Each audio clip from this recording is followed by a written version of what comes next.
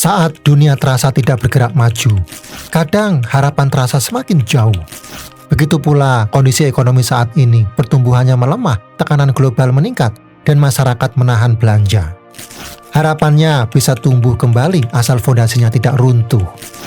Sekarang mari kita pahami lebih dalam mengapa keputusan ini diambil.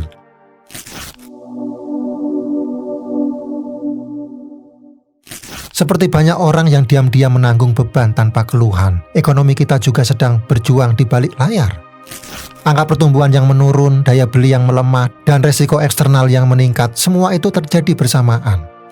Tapi Bank Indonesia memilih diam bukan karena tidak peduli, tapi karena sedang melindungi hal yang lebih besar, yaitu kestabilan. Sekarang mari kita gali lebih dalam arti dari langkah ini. Yang pertama, menjaga stabilitas rupiah.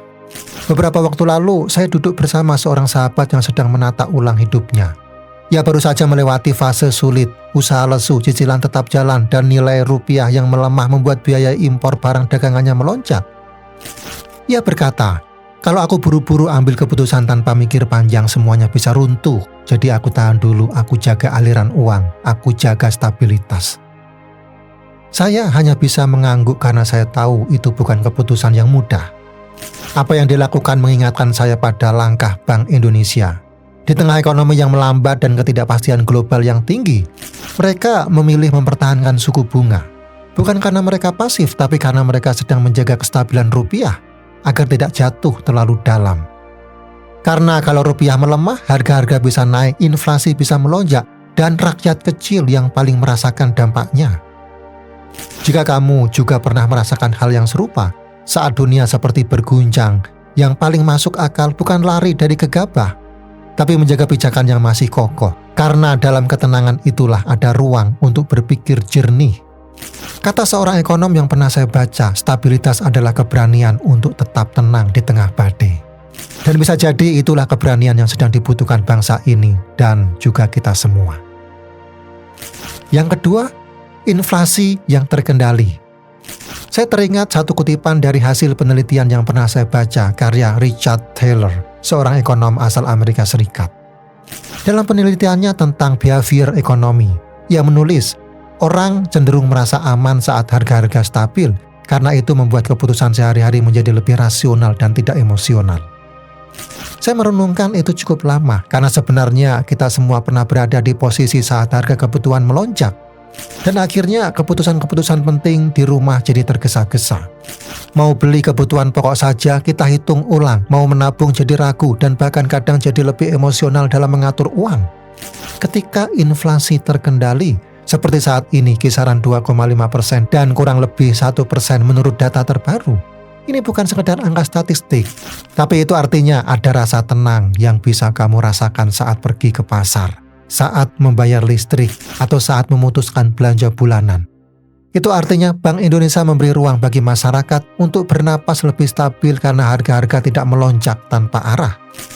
Saya sendiri belajar banyak dari prinsip ini, menjaga pengeluaran agar tidak melebihi pendapatan, memastikan kebutuhan terpenuhi tanpa harus berhutang.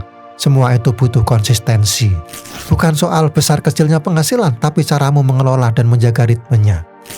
Kamu mungkin juga pernah merasakannya. Saat kamu disiplin mencatat pengeluaran, menahan keinginan sesaat, dan mengutamakan yang benar-benar penting, hidup jadi lebih tenang. Tidak sempurna, tapi lebih terkendali.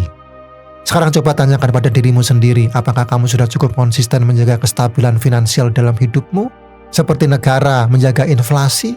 Dan jika belum, langkah kecil apa yang bisa mulai kamu ubah hari ini agar hidupmu lebih tertata dan tidak mudah goyah oleh kondisi luar? Ingat, kestabilan bukan datang dari penghasilan besar, tapi dari keputusan-keputusan kecil yang kamu jaga setiap hari. Yang ketiga, ketidakpastian global. Saya pernah membaca pemikiran dari filsuf Prancis, Michel de Montaigne, yang mengatakan, kekhawatiran terbesar kita lebih sering berasal dari bayangan pikiran, bukan kenyataan. Kalimat itu melekat di benak saya saat melihat ekonomi dunia sekarang, terutama dalam hal ekonomi global yang penuh ketidakpastian.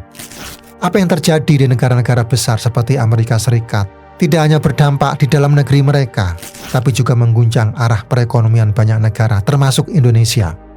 Kebijakan suku bunga mereka, perang dagang, dan perubahan arah politiknya bisa tiba-tiba memicu gelombang besar yang sampai ke dapur rumah kita. Dalam pandangan Michael, hidup adalah ruang di mana ketidakpastian tidak bisa dihindari. Banyak orang terjebak dalam rasa takut akan kemungkinan buruk yang belum tentu terjadi. Tapi dari pemikiran itu, saya belajar satu hal bahwa keberanian sejati muncul ketika kamu memilih untuk tetap tenang di tengah bayangan kecemasan. Bank Indonesia menahan suku bunga di tengah ketidakpastian global bukan karena takut mengambil langkah, tapi karena memahami bahwa dalam kondisi genting, langkah yang tergesa bisa memperparah luka.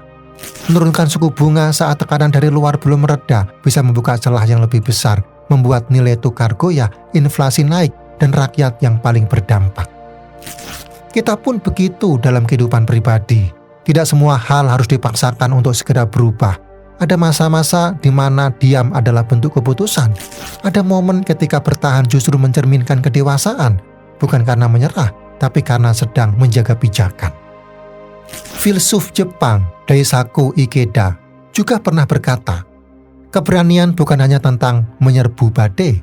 Keberanian juga berarti duduk tenang saat badai lewat dan tetap percaya bahwa langit akan cerah kembali. Saya percaya kita semua sedang belajar itu sekarang. Di tengah dunia yang tidak pasti, langkah terbaik bukan melawan semua arah angin, tapi menunduk sejenak menjaga keseimbangan sambil tetap menatap tujuan. Sekarang coba renungkan, di mana kamu sedang berdiri hari ini? Apakah kamu sedang bertahan karena dunia terasa kabur? Atau sedang menunggu dengan tenang karena kamu tahu waktunya akan tiba? Yang keempat, konsumsi rumah tangga melemah. Saya teringat sebuah kutipan dari buku Atomic Habits yang merangkum riset psikologi dan neuroscience karya James Clear, seorang pakar perubahan perilaku asal Amerika Serikat. Setiap tindakan kecil adalah suara untuk identitas yang ingin kamu bangun. Kutipan itu terasa begitu relevan ketika saya membaca data bahwa konsumsi rumah tangga Indonesia hanya tumbuh 4,89% di kuartal pertama 2025, terendah dalam 5 kuartal terakhir. Angka itu bukan sekedar statistik, ia menggambarkan keputusan-keputusan kecil yang diambil jutaan keluarga setiap hari, memilih menunda membeli, menahan diri untuk tidak boros, berhemat tanpa perlu diumumkan ke siapa-siapa. Mereka, mungkin termasuk kamu dan saya, sedang menjalani kebiasaan kecil yang sesungguhnya sangat berarti. Menyesuaikan pengeluaran bukan berarti menyerah, tapi justru tanda kedewasaan. Tindakan sederhana seperti mencatat pengeluaran, membandingkan harga, atau memilih masak sendiri adalah bentuk nyata dari suara yang kamu berikan bahwa kamu ingin menjadi pribadi yang lebih sadar dan bijak secara finansial. Tapi coba renungkan, apakah kamu sudah cukup konsisten menjaga kebiasaan itu? Atau hanya melakukannya saat terpaksa? Dalam kondisi ekonomi yang tidak pasti, konsistensi dalam hal kecil menjadi fondasi yang menentukan arah besar. James menulis bahwa perubahan besar bukan datang dari langkah drastis, melainkan dari akumulasi pilihan kecil yang dilakukan berulang-ulang. Dan hari ini, saya percaya setiap keputusan yang kamu ambil di meja dapur atau di kasir minimarket adalah bentuk kekuatan yang tidak boleh diremehkan. Kamu sedang membentuk arah baru. Satu keputusan sederhana dalam satu hari. Apa tindakan kecil yang hari ini bisa kamu pilih agar hidupmu berjalan ke arah yang lebih utuh? Yang kelima, ruang untuk penurunan di masa depan. Saya teringat pada pemikiran Lao Tzu, seorang filsuf dari Tiongkok kuno yang pernah mengatakan, segala sesuatu datang kepada mereka yang tahu bagaimana menunggu. Sebuah kalimat sederhana tapi penuh makna, karena dalam hidup tidak semua hal bisa dipaksa datang sekarang.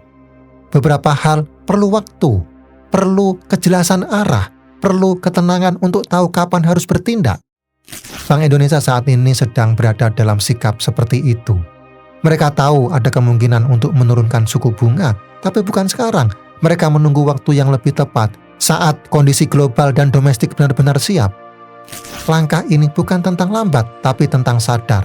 Karena tergesa dalam membuat keputusan bisa membawa risiko yang lebih besar di masa depan. Saya rasa kamu pun bisa belajar dari cara berpikir ini. Kadang dalam hidup, kamu merasa sudah waktunya pindah kerja, memulai usaha, atau mengambil langkah besar. Tapi ada bagian dari diri yang tahu belum waktunya. Bukan karena takut, tapi karena kamu sedang menunggu momentum yang lebih tepat. Dan menunggu bukan berarti pasif. Kamu bisa tetap belajar, mempersiapkan, dan memperkuat fondasi sambil bersabar. Makna hidup sering ditemukan bukan dalam kecepatan, tapi dalam kesanggupan menunggu dengan penuh kesadaran. Kalau hari ini kamu sedang menanam langkah, itu bukan kemunduran. Itu adalah ruang yang sedang kamu ciptakan untuk sesuatu yang lebih besar nanti. Sudahkah kamu memberi waktu bagi dirimu untuk siap sebelum berlari lebih jauh?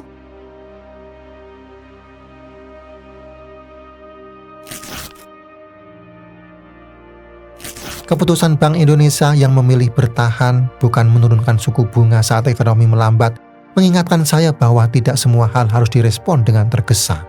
Terkadang menjaga yang sudah stabil lebih bijak daripada mengejar yang belum pasti.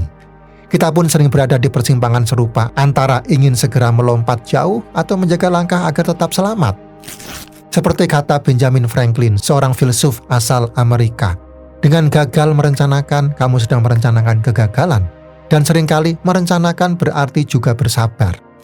Hari ini mari tanyakan kembali pada diri sendiri, apa yang sebenarnya ingin kamu capai?